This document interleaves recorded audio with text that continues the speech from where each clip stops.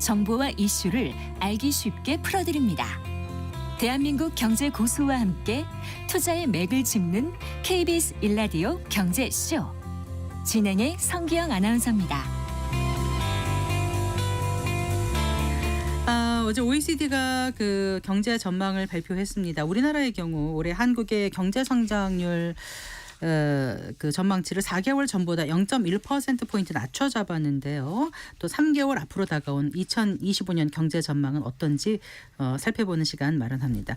매년 이 경제 전망서를 발표하고 계시죠. 김광석 한양대 겸임교수 오늘 스튜디오에 모셨습니다. 반갑습니다. 교수님. 안녕하세요. 안녕하세요. 그러니까 이제 경제협력개발기구 OECD에서 중간 경제 전망 보고서를 한 이때쯤 늘 발간하나 그렇습니다. 보죠. 네, 네.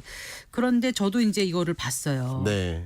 영어로 된 건데 다 읽어보지 못했고 네. 제목이 터닝 더 코너. 예. 그러니까 코너를 돈다는 거예요. 그렇습니다. 굉장히 의미심장한 부제를 남겼습니다.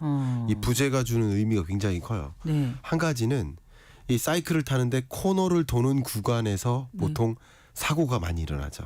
아슬아슬한 구간, 네. 고비에 해당됩니다. 다만 그 코너를 지나고 나면 어떻다는 거죠?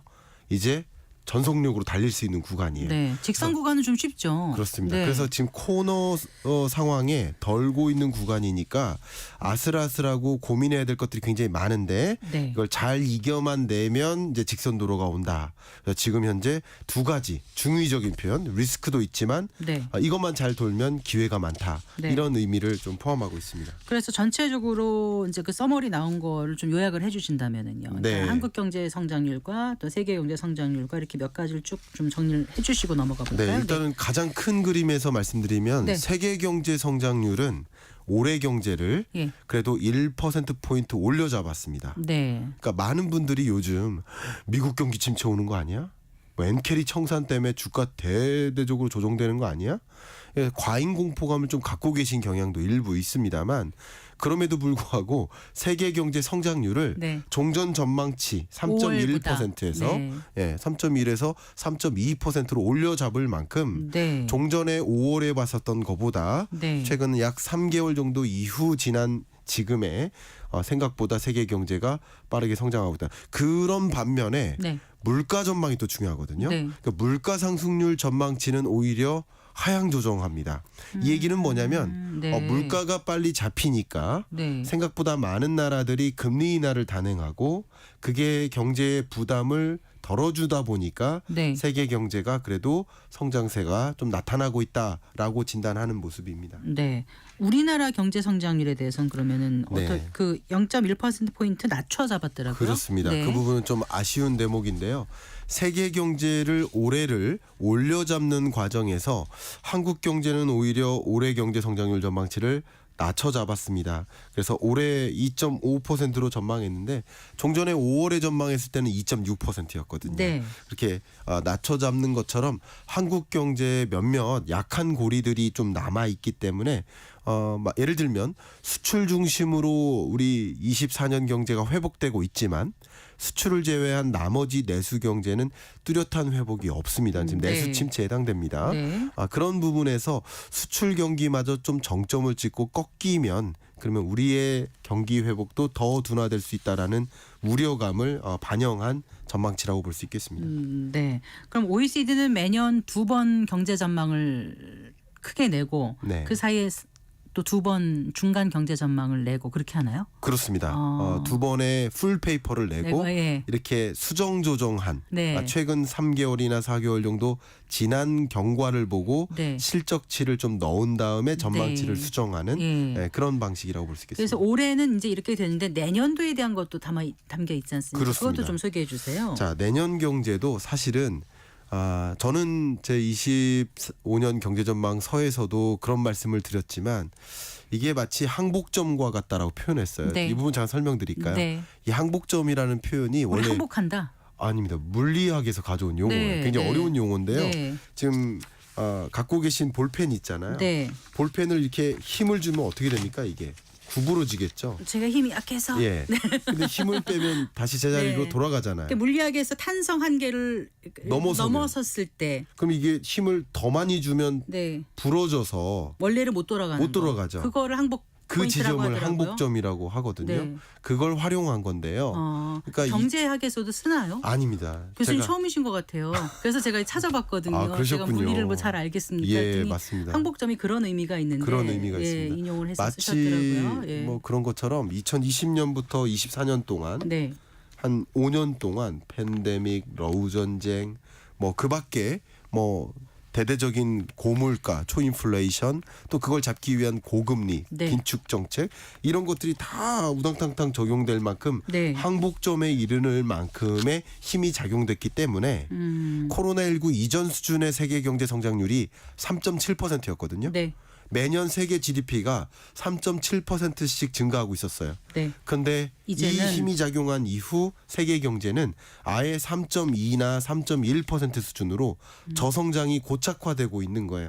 OECD도 같은 전망을 지금 발표한 겁니다. 그러니까 볼펜을 부러뜨리고 나니까 이제 네. 원래 볼펜 모양으로 못 돌아간다 이 그렇죠. 말씀이신 거죠. 예전의 상태로 못 돌아가는. 네. 그러니까 저성장 고착화라고 네. 설명할 수 그런데 있겠습니다. 제가 그 내년도에 대한 전망을 OECD 보고서에서 어떻게 했냐고 여쭤봤는데 지금 항복점 얘기를 꺼내셨거든요. 네. 그럼 교수님의 의견을 말씀하시는 거고 예. 일단 그 OECD는 어떻게 전망을 하고 네. 있어요? 그러니까 저의 의견 말씀드렸던 것처럼 네. OECD도 같은 뷰를 갖고 있습니다. 아, 네. 그러니까 네. 올해 경제 성장률이 3.2%인데 네. 내년 성장률도 3.1%다. 혹은 3.2%다. 이 시나리오를 몇 개 제시했습니다. 네, 네. 몇 개 시나리오 중에 그런 흐름을 제시하고 있어요. OECD도 그렇지만 IMF나 월드뱅크나 BIS도 전망치를 보면 작년 성장률 전망치나 네. 올해 성장률 전망치나 네. 또 내년 전망치까지 네. 3.12% 수준을 계속 유지하는 흐름으로 네. 그러니까 L자형 경기 둔화죠. 그러니까 이제 이전으로는 못 돌아간다는 못 돌아가는 거군요. 중이에요. 그러니까 아예 평년 성장률이 3.7%에서 이제 2025년부터는 3.12% 수준으로 이제 저성장 고착화되는 흐름으로 OECD도 전망을 하고 있습니다. 그러면 이제 우리도 뭐 글로벌 경제 안에 들어가 있으니까 한국 경제 역시 마찬가지로 L자형 낮은 단계 성장률을 계속 이어간다라고 그렇습니다. OECD도 얘기하고 있는 건가요? 네, 우리 한국 경제도 마찬가지인데요. 네. 코로나19 이전까지만 해도 10년 동안의 평균 성장률을 계산해 보면 대략 한 2.7%였어요. 네. 근데 이 코로나19와 이 5년 동안의 충격이 작용한 이래로 25년, 26년은 그냥 한 2% 초반대로 내려오는 대략 2.2%로 OECD는 전망하고 있거든요. 네. 그렇게 저성장이 고착화되는 국면으로서 바라보고 있습니다. 네. 아까는 올해 뭐 미국 경제도 안 좋고 막 그래서 좀 걱정을 하는 게 아니냐 했는데 5월 전망치보다는 조금 더 올라가서 약간 안심을 했는데 네, 내년이래봐야 불과 몇 달 안 남았잖아요. 그렇습니다. 내년 생각하면 다시 이제 내려간다라고 생각을 하면 아니 이 상태밖에 안 된다고 생각하면 네. 뭔가 이제 좀 대비를 해야 되겠다 이런 생각이 맞습니다. 듭니다. 이제 거시경제 전문가로서 매년 이제 경제 전망서 출간해 오시는 걸로 알고 있는데 네. 이번에 책 그 좀 볼까 피벗의 시대 예, 2025년 경제 전망 이렇게 맞습니다. 아, 네. 그 파란색은 나쁜 뜻이에요. 좋은 뜻이에요. 근데 하늘색으로 표시를 했는데요. 네. 너무 좋은 질문 주셨습니다. 네. 또 제가 방금 말씀드렸던 게 네. 실물 경제를 얘기했습니다. 네. 아직 주식 시장이나 혹은 부동산 시장과 같은 자본 자산 시장을 말씀 안 드렸습니다. 그런데 굉장히 중요한 게 세계 경제는 저성장 고착화돼 버리는 국면인데 네. 굉장히 재밌게도 자본 시장, 자산 시장은 오히려 긍정적인 부분들이 많아요. 상승 압력들이 많아요. 네. 이런 현상을 예. 굉장히 유명한 표현이 등장했는데요. 네. 뭐 등장한 지는 한 5년 됐습니다. The gap between Wall Street and Main Street. 아, 월스트리트. 월스트리트 월가와 네. 또 메인스트리트면 실물 경제. 실물 경제 사이에 갭이 있다. 그렇습니다. 네. 이게 예를 들면 주식 시장이나 부동산 시장은 계속 공공행진하는데 네. 실물 경제, 골목 상권은 여전히 너무 어렵다. 네. 그 갭이 벌어진다. 그래서 실물 경제의 흐름은 그렇지만 이제 실물 경제가 그러면 그럴수록 네. 낮은 금리 시대가 찾아오는 것이고 금리를 인하하는 국면에서 유동성이 자본시장이나 자산시장으로 흘러가는 거죠. 네. 그러니까 수도꼭지를 틀어요. 네. 그럼 일부 실물 경제 회복으로도 물방울이 떨어지겠지만 네. 자본시장, 자산시장으로 더 많은 물방울이 좀 떨어지는 국면이다. 좀 이렇게 이해하시면 도움이 되겠습니다. 다시 여쭤볼게요. 그러니까 네.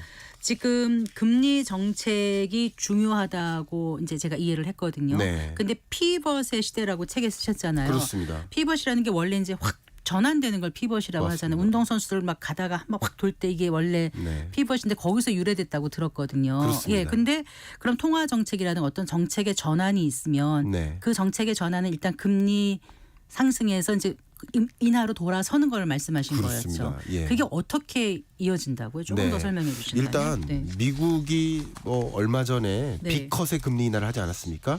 그게 어쩌면 피벗의 시대의 포문을 여는 격이라고 네. 해석할 수 있겠습니다. 네. 고강도 금리 인상을 단행해 오다가 네. 이제 금리를 점진적으로 인하하는 시대가 오는 거죠. 네. 그러니까 통화 정책 기조의 전환인 거죠. 예. 그러니까 금리 인상기를 우리는 긴축의 시대, 긴축적 통화 정책 이렇게 표현하고 이제 점진적으로 통화 정책 기조를 바꾸는 거죠. 네. 경기 부양적으로 바꾸는 겁니다. 네. 피벗의 시대고요. 피벗의 시대 속에서 나타나는 주된 특징이 이제 금리가 점진적으로 떨어질 것이기 때문에 네. 은행에 저축하는 것이 매력 있을까요? 매력이 없을까요? 없어지죠. 없어지죠. 네. 그러니까 자산가들이 돈을 점점 빼기 빼서 시작합니다. 어디로 갈까? 빼서 상대적으로 시장으로 옮겨 놓는 거죠. 네. 그게 그 옮겨가는 시장이 주식시장이나 부동산 시장이라고 볼 수 있겠죠. 네. 그래서 실물 경제는 여전히 어려운데 네. 작년에도 어렵고 올해도 어렵고 내년도 어려울 텐데 네. 자본시장 자산시장에서는 다른 흐름이 펼쳐진다라고 보는 것이죠. 그러면 이럴 때는 자본이나 자산 시장에서 활동할 수 있는 사람들한테는 유리하지만 유리하죠. 그런 자본 자체 축적이 안 돼 있고 이런 사람들 실물 경제에서 장바구니 물가가 어렵고 이런 걸 곧 감내해야 되는 계층한테는 더 힘들어서 네. 양극화가 더 벌어지지 않을까 이런 생각이 들어요. 정확하십니다. 네. 그렇기 때문에 우리가 이 피봇의 시대에 나타날 그 특징들, 네. 경제적 위험 요소, 기회 요소를 먼저 들여다보고 준비된 날을 만들어야 된다라는 메시지를 꼭 던져드리고 싶었습니다. 네. 그럼 어떻게 준비를 해야 돼요? 이게 이제 기업의 그러니까 경제 주체 3대 주체들이 네. 가계 기업 정부가 제 역할을 제대로 해줘야 되는데요. 그렇습니다. 네. 어떻게 해야 될까요? 일단은 첫 번째로 네. 피벗의 시대에 세계적으로 통화 정책 기조를 전환해 나갈 때 OECD도 그런 제안을 했었는데요. 그 보고서 마지막 부분에 보면 우리 한국 정부도 네. 세계 통화 정책 기조의 전환에 맞게 적절한 스탠스로 통화 정책 기조를 전환해 나가야 된다. 자, 한국 중앙은행도 네. 역시 한국은행도 피벗을 하긴 해야 된다. 네. 그러나 그 적절한 시점과 네. 금리 인하 폭에 대한 고민을 물가 안정 여부를 판단하면서 조심스럽게 신중하게 해야 된다라는 제안을 하고 있습니다. 네. 정부도 역시 마찬가지지만 기업들도 네. 이제 그러면은 금리를 점진적으로 인하하는 과정에서 적극적으로 신산업 진출이라든가 네. 중국 경기가 더 둔화되고 미국 경기도 25년 되면 둔화되죠. 네. 그러나 굉장히 재밌게도 인도 경제는 올해도 성장률을 올려잡고 가장 세계 주요국 중에 가장 높은 성장률을 유지하는 인도는 또 올해와 내년 성장률을 상향 조정해요. 심지어. 네. 그만큼 인도와 같은 신시장을 적극적으로 개척하는 그런 노력이 필요하다. 기업에게는. 네. 가계도 역시 돈의 이동을 관찰하시고 적절히 여러분들도 저축만 고민하는 것이 아니라 그 밖에 자산 시장의 움직임을 함께 따라서 돈을 그쪽으로 이동시키는 그런 걸 소위 말하는 재테크라고 하지 않습니까? 그런 고민도 좀 적극적으로 하셔야 될 시점이 아닌가 생각합니다. 네. 오늘 말씀 잘 들었습니다. 고맙습니다. 감사합니다. 감사합니다. 네, 한양대학교 김광석 겸임교수와 얘기 나눠봤습니다.